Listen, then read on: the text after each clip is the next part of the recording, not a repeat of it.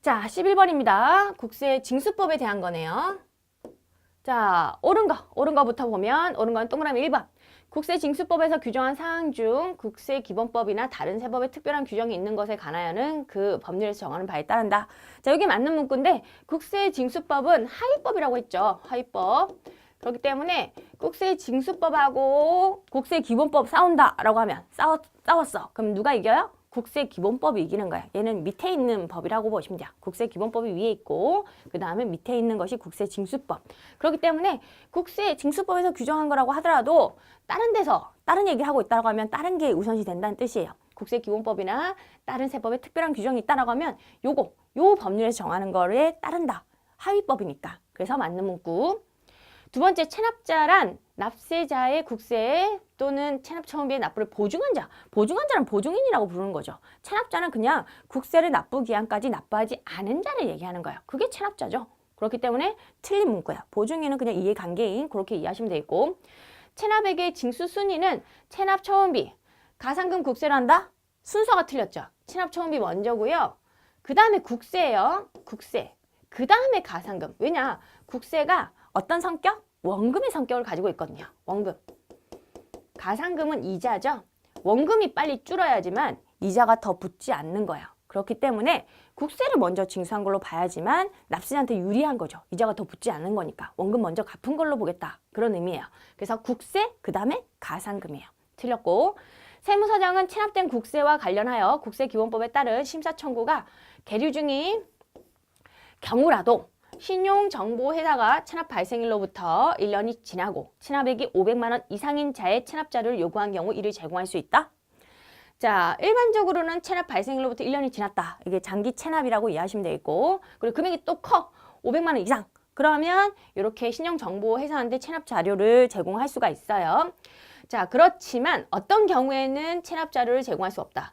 심사 청구가 계류 중이다. 이게 뭐예요? 불복 청구를 하는 게 납세자하고 국가하고 싸우고 있는 거죠. 그럼 지금 체납액이 완전히 확정이 된 거야, 안 된 거야? 안 된 거라고 이해하시면 돼요. 싸우고 있는 거니까 납세자가 이길 수도 있잖아요. 그렇기 때문에 이때는 체납 자료를 제공할 수 없도록 되어 있거든요. 그래서 요 문구가 살짝 끼임으로써 틀린 문구가 된다라고 이해하시면 돼요. 넘어가자. 10번 문제. 국기법하고 다른 법률과의 관계에 대한 설명으로 옳은 거부터. 동그라미 4번. 국세환급금의 소매시효에 관해서는 국세기본법 또는 세법에 특별한 규정이 있는 것을 제외하고는 민법에 따른다. 자, 이것도 법에 있는 규정이에요. 일반적으로는 뭐 5년이라고 이해를 하시면 되겠고요. 소매시효는 5년 안에 완성이 되는 건데, 다른 이제 우리 국기법, 세법에서 특별한 규정이 있는 거 제외하고는 다 민법에 따르도록 되어 있어요. 소매시효 관련해서는 맞는 문구고, 또는 1번 보시면 국세기본법은 국세기본법 또는 세법에 의한 위법 부당한 처분을 받은 경우에는 우선 행정심판법에 의한 심판 청구를 하도록 하고 있다. 자, 요게 아니죠. 행정심판 전치주의라고 해서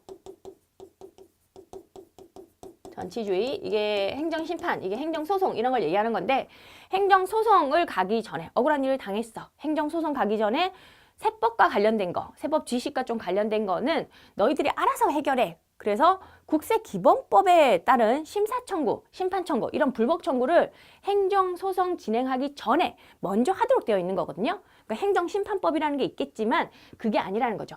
이 행정심판법에 의한 심사청구, 심판청구가 아니고요. 국세기본법에 의한 심사청구, 심판청구를 행정소송 전에 해라. 그게 바로 행정심판 전치주의, 그렇게 이해를 하시면 돼요. 그렇기 때문에 요거는 틀린 문구가 되는 거죠. 행정심판법이 아니야. 자, 두 번째, 재조사 결정에 따른 처분청의 처분에 대한 행정소송은 국세기본법에 따른 심사청구, 심판청구와 그에 대한 결정을 거치지 아니하면 제기할 수 없다. 자, 재조사 결정이라는 것이 인용 결정 중에 하나인데, 이게 완전한 인용은 아니에요. 100% 인용은 아니고 한 50% 맞는 것 같기도 하고 틀린 것 같기도 하고, 이런 게 바로 재조사 결정이거든요. 50% 납세자의 주장에 약간의 일리가 있어. 한 번 더 조사해봐. 이게 재조사 결정이에요. 재조사잖아요. 재조사. 다시 한번 조사를 해봐. 그런 식으로 한 건데, 이게 되게 특이한 거야. 재조사 결정은 심사청구, 심판청구 이걸 거친 거야. 이걸 통해서 인용 결정이 100% 딱 나면 좋은데, 그게 아니라 한 50% 맞는 것 같대. 긴가민가. 그러면 재조사 결정이란 걸 해요. 제조사 결정을 하더라도 납세자가 틀린 것 같아 라고 하면 납세자 좀 억울할 수가 있잖아. 그러면 제조사 결정에 대한 처분이 있다라고 하면 그때는 다시 한번 심사 청구, 심판 청구 이걸 거칠 수도 있어요. 이걸 거쳐서 행정소송 갈 수도 있고요. 아니요, 요거 거치지 아니하고 바로 다이렉트로 행정소송 갈 수도 있어요. 얘는 되게 특이한 거라고 이해하시면 돼요. 제조사 결정이라는 것은 되게 특이해서 옵션이 2개가 있는 거예요. 왜냐하면 처음에 심사 청구, 심판 청구를 했지만 제조사 결정이 남으로써 이게 완전한 인용은 아니었죠. 100% 인용은 아니었다고 보시면 돼요. 그래서 요거를 거쳤는지 안 거쳤는지가 약간 애매한 케이스예요. 이걸 거쳤다고 볼 수도 있겠고 안 거쳤다고 볼 수도 있는 거거든요.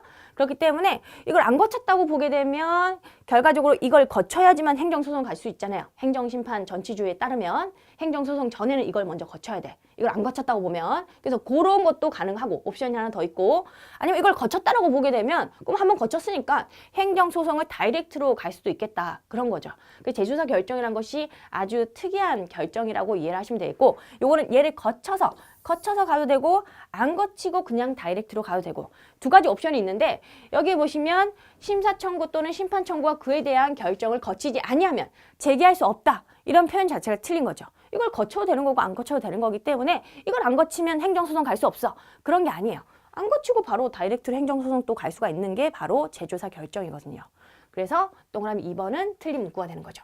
자, 요것도 되게 잘 나왔던 지문이에요. 요거 틀린 문구인데 오답 노트로 좀 체크를 잘 해놓는 게 좋아요. 요건 틀린 문구예요. 자, 이것도 틀린 문구고.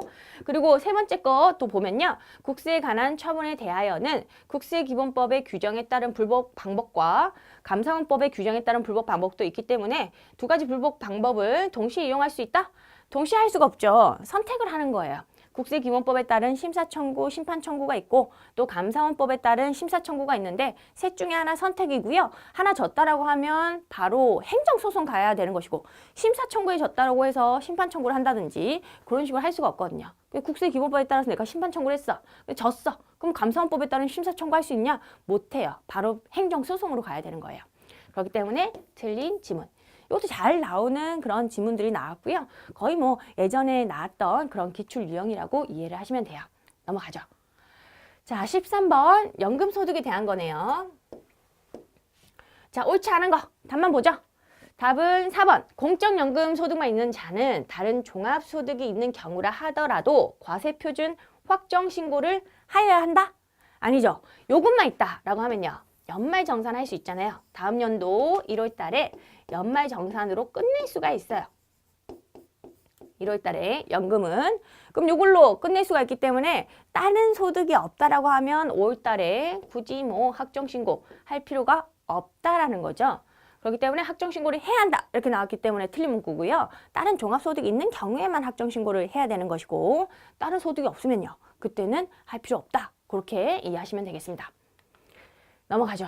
14번 물납에 대한 건데 옳은 거는 동그라미 2번. 세무서장은 법령에 의하여 물납 신청을 받은 재산이 지상권, 지역권, 전세권, 저당권 등 재산권이 설정되어 관리 처분상 부적당하다고 인정하는 경우에는 물납 허가를 하지 아니할 수 있다. 자, 이게 맞는 문구죠. 이거는 뭐 상식적으로도 여러분들이 술술 익히잖아. 그래서 이게 맞는 문구고요. 이게 관리 처분상 부적당하다라고 하면 물납을 허용하지 않는 거거든요.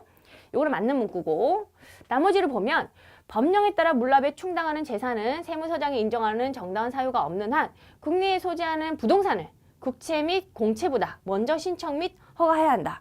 물납의 신청 허가 순서라는 게 정해져 있는데 환가하기 좋은 거, 돈으로 바꾸기 좋은 게 제일 먼저예요. 돈으로 바꾸기 좋은 게 뭐예요? 부동산이에요? 국채, 공채예요? 국채, 공채는 뭐 돈이랑 마찬가지거든요. 그렇기 때문에 순위가 국채, 공채가 먼저야. 국채, 공채. 그 다음에 또 상장 유가증권. 상장 유가증권 금방 팔 수 있어. 유가증권 시장에서. 그 다음에 나오는 게 국내에 소재하는 부동산이거든요. 이런 식으로 쭉쭉쭉 나와 있어요. 물납 충당 순서. 그렇기 때문에 국채가 우선시 되는데 국채 공채가 부동산이 국채 공채보다 먼저 신청 허가돼야 한다? 아니라는 거죠. 요거는 틀린 지문. 요건 틀렸고 순서가 반대로 되어 있고 세 번째, 국외에 소재하는 부동산도 물납에 충당할 수 있다? 안 되죠. 국외에 있는 거는 안 돼요. 국내에 있는 것만, 국내에 있는 부동산만 물납할 수가 있는 것이고, 그리고 네 번째, 재산을 분할하거나 재산의 분할을 전제로 하여 물납 신청을 하는 경우에는 물납을 신청한 재산의 가액이 분할 전보다 감소되더라도 물납을 허가할 수 있다? 감소되지 아니하는 경우에만, 감소되지 아니하는 그 경우에만 물납을 허용할 수가 있어요. 그래야지만 과세권 그거를 확보를 할 수가 있겠죠. 과세 조세를 좀 확보를 하려면 당연히 물납 전보다 감소하지 않아야 돼. 그렇기 때문에 이것도 틀린 지문. 자, 넘어가죠. 15번입니다. 국세징수법이네요. 국세징수법. 요거 옳지 않은 거. 답은 동그라미 1번. 세무서장을 허가 등을 받아 사업을 경영하는 자가 국세를 3회 이상 체납한 경우로서 그 체납액이 500만 원 이상이면 공시송달의 방법으로 납세가 고지된 경우에도 그 주무관서의 사업에 정지를 요구할 수 있다. 뭐 요거는 사후적으로 간호사업을 재현하는 걸 얘기하는 건데 일단 뭐 허가 등을 받아서 사업을 경영하고 있죠. 사후적이라고 보시면 돼요. 그 경우에 이 사업의 정지, 뭐 허가의 취소 이런 걸 요구할 수 있는 게 사후적인 간호사업의 제한인데 뭐 일단 이쪽은 맞아요. 국세 3회 이상 체납. 그리고 그 체납액이 500만 원 이상 요렇게 나온다고 하면 요 부분은 맞는데 문제는 뭐냐면 공시송달의 방법으로 납세가 고지된 경우라고 하면요. 이때는 세무서 게시판에 너 세금 낼 게 있다라고 붙여놓은 거죠. 그럼 요거를 봐야지만 이게 전달이 되는 건데 얘가 안 봤을 수도 있잖아요. 세무서 게시판에 붙어있는 거. 홍길동 씨 세금 낼 거 있습니다. 그거 붙여놓은 거. 그거를 홍길동이 안 봤다라고 하면 그때는 내가 체납된 사실이 있는지 그런 걸 잘 모르는데 갑자기 이런 사업을 정지를 한다든지 허가를 취소한다든지 그러면 너무 불이익이 커질 수가 있어요. 그렇기 때문에 공시송달의 방법으로 납세가 고지된 경우에는요. 이런 식으로 사업을 정지하거나 허가를 취소할 수가 없는 사유에 들어가 있거든요. 우리 세법에 뭐라고 되어 있냐면 정당한 사유 없이라는 표현이 들어가 있어. 정당한 사유 없이 3회 이상 체납한 경우로서 그 체납액이 500만 원 이상이면 사업을 정지하거나 허가를 취소할 수 있어. 근데 정당한 사유가 있다라고 하면요. 그 경우에는 이런 걸 할 수가 없거든요. 사업의 정지라든지 허가 취소 할 수가 없어. 그 정당한 사유에 뭐가 들어가 있냐면 공시송달로 납세가 고지가 된 경우. 그게 들어가 있어요. 아시겠죠? 그렇기 때문에 이게 살짝 또 끼면서 틀린 문구야.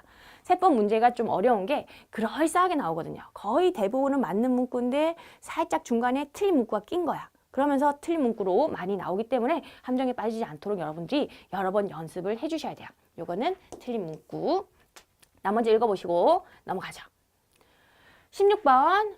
자, 요거 제가 봤을 때는 정답률이 엄청 떨어졌을 거라고 생각이 들어요. 이것까지 내기는 좀 심하지 않았나. 왜냐면 세법의 양이 엄청나게 방대한데 그중에서 뭐 어떤 걸 내는지는 사실 출제하시는 분의 마음이죠. 근데 너무 지엽적인 내용을 낸다라고 하면 아무래도 우리 수험생들한테 좀 심하지 않나라는 생각이 드는데 요거는 좀 제가 봤을 때는 뭐 공무원 시험에 낼 만한 그런 주제는 아니었는데 이때까지 나왔던 그런 주제도 아니에요. 근데 100점 방지용으로 한번 내본 것이다. 그렇게 생각이 좀 들어요. 못 맞췄다고 하더라도 여러분들이 다른 문제를 많이 맞추셨으면 당연히 90점 이상 그렇게 맞을 수가 있거든요. 그러니까 이런 문제는 그냥 패스하셔도 상관이 없는 부분인데 그래도 나왔으니까 설명을 좀 드리도록 하죠. 요 가빌복지재단이라고 나왔죠. 비영리 법인이 나온 거예요. 지금 비영리 법인이 나왔고 2018년에 설립된 그런 비영리 내국 법인이라고 되어 있고 2018년도에 국내에서 예금이자 1억 원을 받고 그리고 14% 원천 잉수세액을 제외한 8,600만 원 요걸 수령했다. 또한 2018년에 수익사업에 해당하는 건물의 임대소득 1억 원이 또 있다. 임대소득 1억 원, 소득이 예금이자 1억 원, 그리고 임대소득 1억 원 그렇게 2억이 있는 그런 상태라고 이해하시면 돼요. 소득이 2억이 있다. 자, 이렇게 이해를 하시면 되겠고 근데 가불복지재단이 예금이자를 과세표준 신고에 포함한다는 가정하에 법인세를 최소화하고자 한다면 신고하여야 할 2018년도 각사소득 금액은 얼마냐라는 거죠. 여기에 가불복지재단은 고유목적 사업준비금, 송금 산입 요건을 충족했다고 되어 있거든요. 고유목적 사업 등의 지출액 중에서 100분의 50 이상을 장학금으로 지출하는 법인이 아니며 기부금과 지방소득세 또는 조세특례 제한법상의 특례는 고려하지 않는다. 요거는 소득이 지금 2억 원이 있거든요. 여기서 고유목적 사업 준비금을 설정을 하게 되면, 송금 산입을 하게 되면 그거 차감하고 남은 게 바로 우리 각사업년도 소득금액이 되겠죠. 그거 한번 구해봐라는 거거든요. 고유목적 사업 준비금을 최대한 설정을 했다. 그런 가정이에요. 그러면 고유목적 사업 준비금 같은 경우에는 얘는 한도가 있거든요. 그 한도가 얼마인지를 계산을 하실 수 있으면 이 정도 설정했구나. 그걸 알 수가 있고요. 그 한도라는 것이 어떻게 되어 있냐면 특정 소득 금액에 대해서는 100% 정도를 한도를 줘요. 소득 금액의 100% 그걸 한도를 주고 그 다음에 그 특정 소득 금액을 제외한 수익 사업 소득에 대해서는 50% 한도를 주거든요. 그러면 특정 소득 금액은 뭐냐? 이자 배당 소득이 바로 특정 소득 금액이라고 이해하시면 돼요. 그래서 이자 배당이라고 하면 여기서는 예금 이자 하나밖에 없거든요. 1억 원. 1억 원은 100% 한도를 주는 거야. 1억 원 한도가 100%. 그렇게 들어가는 거고요. 그 다음에 두 번째로 요걸 제외한 나머지 수익사업소득이에요. 나머지 수익사업소득은 여기 나와 있죠. 임대소득도 1억 원이 있어요. 그거에 대해서는 50% 한도로 주도록 되어 있거든요. 이런 거 다 외워야 돼. 100% 한도, 50% 한도. 그래서 좀 어려웠던 문제라고 이해하시면 되겠고 50% 한도. 요거 주도록 되어 있고 이 50%가 또 사실은 80%가 될 수도 있고요. 100%가 될 수도 있어. 그래서 단서가 좀 주어진 게 얘는 보시면 고유목적 사업 등에 대한 지출액 중에서 100분의 50 이상의 금액을 장학금으로 지출하는 법인이 아니라고 되어 있잖아요. 원래 100분의 50 이상을 장학금으로 지출하는 법인 같은 경우에는 요 한도 적용률이 50%가 아니라 막 80%로 떼어요. 아시겠죠? 그리고 장학금을 만약에 80% 이상 준다고 하면 이 50%가 갑자기 100%로 뜁니다. 그래서 그런 게 아니기 때문에 일반적인 케이스를 얘기하는 거죠. 일반적인 케이스는 일반적으로 이자 배당 이런 특정 소득 금액에 대해서는 100% 한도를 주고요. 그 특정 소득 금액을 제외한 수익 사업 소득 그거는 50% 한도를 주도록 되어 있어요. 그럼 두 개를 합쳐보면 요거는 1억이고 요거는 5천만 원이죠. 0.5억 원이라고 적을게요. 그러면 고유목적 사업 준비금의 한도는 1.5억 원 이렇게 되는 거죠. 자, 요거를 고유목적 사업 준비금, 송금 산입 마이너스 유보 이런 식으로 한 거예요. 송금 산입하면 차감 조정이니까 1.5억 원이 차감이 되는 거죠. 요걸 차감하고 나오는 소득 이게 얼마냐? 그걸 물어본 거예요. 0.5억 원이겠네요. 쉽지 않은 문제였다라고 이해를 하시면 되겠고요. 이걸 적용하기 위해서는 여러분들이 특정 소득 금액이 뭔지 그거부터 아셔야 되겠고 여기 뭐 원천징수 나와 있는데 그런 건 다 필요 없어요. 원천징수 전에 소득 금액으로 가는 거니까 원천징수 전에 이자 이게 특정이에요. 특정 소득에 대해서는 100% 적용한다. 그걸 알고 계셔야 되고요. 그리고 또 나머지 소득에 대해서는 50% 적용한다. 그런 식으로 이건 나머지라고 이해하시면 돼요. 특정 소득을 제외한 나머지 일반 수익사업 소득, 그거에 대해서는 50% 한도를 적용하고 있다. 이런 식으로 고유목적 사업 준비금을 설정할 수가 있는 것이고 여기서 물어본 것은 요거를 최소화해서 신고한다. 소득 금액을 최소화해서 신고한다고 했을 때 각 사업년도 소득 금액을 물어봤고요. 고유목적 사업 준비금을 설정할 수 있는 금액, 그걸 물어본 게 아니에요. 1.5억 원을 물어본 게 아닙니다. 1.5억 원을 물어본 게 아니라 요 0.5억 원, 요걸 물어본 거죠. 그래서 답은 동그라미 2번, 5천만 원. 요게 되는 거죠. 요 문제는 아마 정답률이 엄청나게 떨어졌을 거라고 생각이 들고요. 이런 문제 못 맞춰도 상관이 없어요. 어차피 100점 방지용으로 정말 지엽적인 주제가 어쩌다 한 번씩 나올 수는 있거든요. 근데 그런 문제는 과감하게 패스를 하시고요. 나머지 문제 잘 갖고 가셔도 충분한 점수를 얻으실 수가 있어요. 넘어가죠. 자, 이제 17번 문제예요. 요거 법인세법 문제고 자산부채 평가에 대한 건데 옳지 않은 거 답만 보죠. 답은 동그라미 4번. 내국법인이 보유하는 보험업법이나 그 밖의 법률에 따른 유형자산, 무형자산 등의 장부가액을 증액 또는 감액한 경우 그 평가액이 속하는 사업년도 및 그 후의 사업년도 소득금을 계산할 때 그 장부가액은 평가한 후의 금액으로 한다. 자, 보험업법 기타 법률에 따른 평가증은 인정을 하고 있죠. 근데 어디까지나 어떤 것만? 평가증만 인정하고 있는 거야. 고정자산의 평가증. 유형자산, 무형자산, 고정자산 나왔죠? 여기까지 맞는데 문제는 평가증이면 장부가액을 늘리는 것만 인정하거든요. 증액만 인정을 하고 있는 거예요. 증액만. 그런데 여기 뭐가 들어가 있죠? 또 살짝 감액이 들어가 있어. 세법이 좀 어려운 거예요. 꼼꼼하게 지문을 읽어주셔야 돼요. 감액이 들어가면 안 되지. 증액만 평가 이익 잡았을 경우에 그거 입금으로 인정해 줄게. 그럼 입금으로 인정해 준다라고 하면 평가한 후의 가액으로 장부 가액을 보겠다는 거죠. 인정을 하는 케이스예요. 그렇지만 평가감은 이런 법률에 따라서 평가감이 없어요. 그렇기 때문에 감액평가라는 말이 들어가면 안 되는 거예요. 그래서 이게 틀린 지문이 된다. 자, 넘어가서 18번. 소득세 문제고 거주자에게 발생한 소득의 원천징수 대한 설명인데 옳지 않은 거 답은 동그라미 3번. 법인세 과세 표준을 결정 또는 경정할 때 입금에 산입한 금액을 배당으로 처분한 경우에는 법인세 과세 표준 신고일 또는 수정 신고일에 그 배당 소득을 지급한 것으로 보아 소득세를 원천 징수한다. 자, 이것도 잘 나오는 유형인데 결정 경정한 때라고 되어 있죠. 결정 경정한 때는 언제 지급한 걸로 봐야 되죠? 소득금액 변동 통지서를 받은 때. 소득금액 변동 통지서 요거를 받은 때 지급한 걸로 봐요. 자, 요거 입금 산입하고 배당으로 처분한 거, 소득 처분 후 배당으로 처분한 거, 이걸 인정 배당 이런 걸 얘기하는 거예요. 인정 배당, 인정 상여 이런 걸 얘기하는 건데, 요 같은 경우에는 두 가지 케이스로 나뉘어요. 경정하는 경우가 있고요. 경정 그리고 신고하는 경우가 있죠. 법인세를 신고하는 경우. 법인세 신고하면서 송금 부의산입하고 기속자에 따라서 임직원이네, 상여. 만약에 주주네, 그러면 배당. 이런 식으로 소득처분하는 거. 그걸 얘기하는 건데 신고를 한다고 하면 얘가 나오면 돼요. 신고일 또는 수정신고일. 요게 나오면 되는데 경정하는 때는 신고한 게 아니는 거니까 신고일이 아니라 소득금의 변동통지서를 언제? 받은 때가 되는 거야. 받은 때. 요것도 조금 주의하셔야 돼요. 요것도 발송일 이렇게 나오면 틀린 거거든요. 도달한 때. 도달한 때가 받은 때예요. 그런 것도 조금 주의하시고요. 요게 틀린 지문 나머지 읽어보시고 넘어가죠.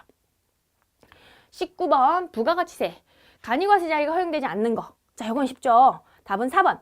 법령에 따라 공제받을 금액이 각 과세기간에 납부세액을 초과하는 경우 그 초과 부분의 환급은 돼야 안 돼요. 간이과세자거든요, 지금. 간이과세자는 제가 급이 안 된다. 뭐 이런 식으로 많이 말씀드리죠. 생계는 발급이 안 되잖아. 생계는 발급이 안 되고 또 뭐가 안 돼? 환급이 안 돼요. 어차피 간이과세자는 세금 부담이 적어요. 그렇기 때문에 이런 세액공제, 그게 납부세액을 초과한다라고 하면요. 초과하는 부분은 없는 걸로 보는 거고요. 환급을 아예 안 해줘요. 그래서 제가 항상 여러분들한테 강조하기를 간이과세자는 여러분들 갖고 가시기를 급이 안 된다. 이런 식으로 영세한 사업자니까 급이 안 돼. 그런 식으로 갖고 가시는 게 좋아요. 답은 4번.